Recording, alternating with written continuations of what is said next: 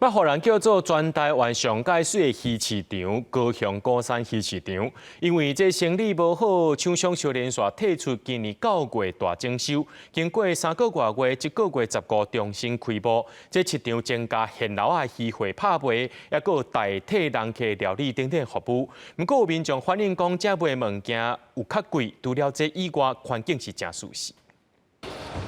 这几天高山鱼市场人吵，大家等咧排队买领小火锅又个新鲜的鱼汤，镜头刷到外口，大家围伫船边啊拣虾啊。为着要逼人去，高山鱼市场是准备各种活动。不过重新开幕鱼市场，民众认为种类也是无济，虽然环境有变了搁较水，但是物件价格确实有较贵淡薄啊。有较新啦，有较新的，比以前较好，不过。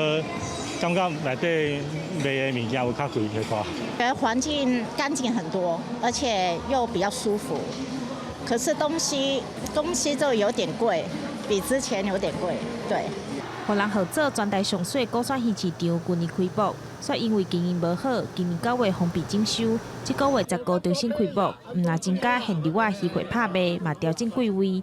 针对民众反映海产价少较贵，业者回应讲，因为沙西米有份等级，并无较贵，价少真合理。阮的沙西米是价较高，一份是有分200块、400块、甲600块，嘿，阮的沙西米甲外口比，外口是可能较薄，阮的沙西米有较高淡薄，其实安尼比起来是无较贵。